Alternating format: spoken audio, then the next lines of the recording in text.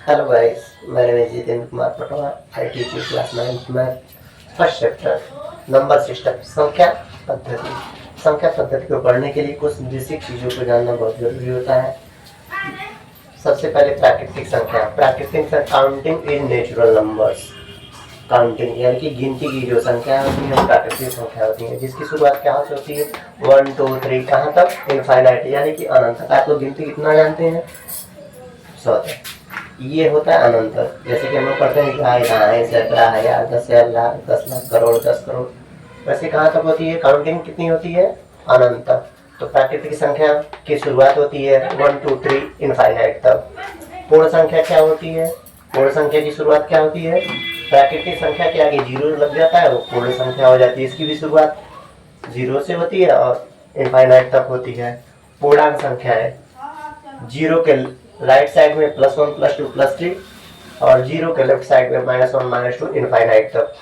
परिमेय संख्या है। परिमेय संख्या क्या होती है? ऐसी संख्या जो p/q के रूप में हो, q = नॉट जीरो और pq पूर्णांक हो। कहने का मतलब ये है ऐसी संख्या है जो अंश और हर के रूप में हो, हर किसी भी कंडीशन में जीरो नहीं होना चाहिए।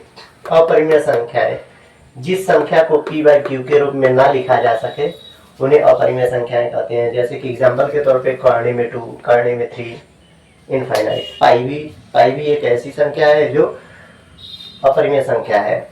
वास्तविक संख्या है, रियल नंबर्स। वास्तविक संख्या क्या होती है? परिमेय संख्या प्लस अपरिमेय संख्या। परिमेय संख्या p/q के रूप में होती है, अपरिमेय संख्या जो कर्णे में होती है उसी को हम लिखते हैं। उसी तरह से परिमेय संख्या कोई ले लेते हैं p/q के रूप में 2/3 प्लस कर्णे में 3, 5/7 प्लस कर्णे में 5, ऐसे आप अनंत बना सकते हैं।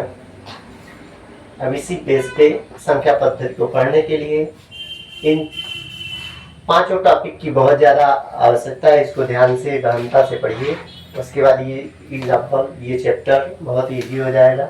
सबसे पहले एग्जाम्पल नंबर 1 करते हैं। उदाहरण नंबर 1, नीचे दिए गए कथन सत्य है कि नहीं, कारण सहित उत्तर लिखिए। प्रत्येक पूर्ण संख्याएं एक प्राकृतिक संख्या होती है। पूर्ण संख्या क्या होती है? जीरो से होती है और प्राकृतिक संख्या 1 से होती है। तो जीरो तो पूर्ण संख्या है लेकिन प्राकृतिक संख्या नहीं है, असत्य। ये हमारा जो टॉपिक है ये असत्य हो जाएगा। क्यों? क्योंकि जीरो एक पूर्ण संख्या है लेकिन प्राकृतिक संख्या नहीं है।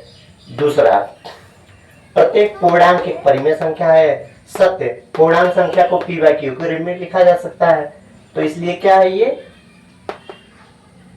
ये पूर्णांक संख्या परिमेय संख्या है। देख लीजिए एग्जाम्पल हमने लिख दिया है।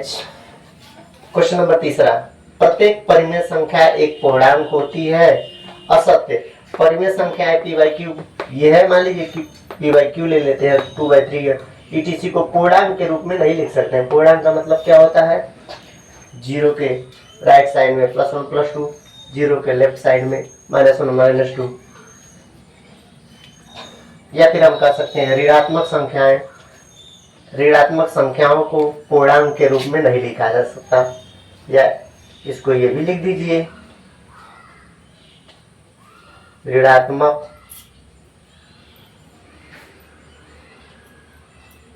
संख्याओं को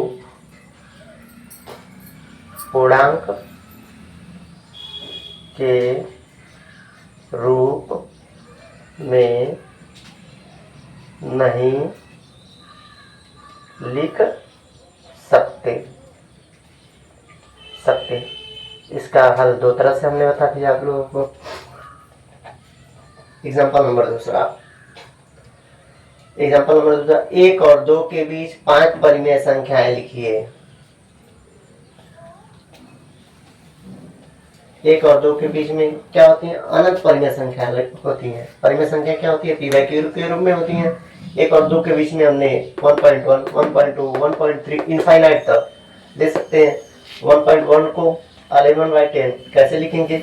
पॉइंट के जगह पे 1 रख देंगे, इधर जितना जीरो है बढ़ा देंगे, पॉइंट के जगह पे 1 रख देंगे, इधर जितना जीरो है बढ़ा देंगे, इनफाइनाइट तक। यानी कि किसी भी संख्या, उपरोक्त इस उदाहरण से स्पष्ट हो रहा है, किसी भी संख्या के बीच में असीमित परिमेय संख्याएं होती हैं। By example 2। Thank you to watching my videos.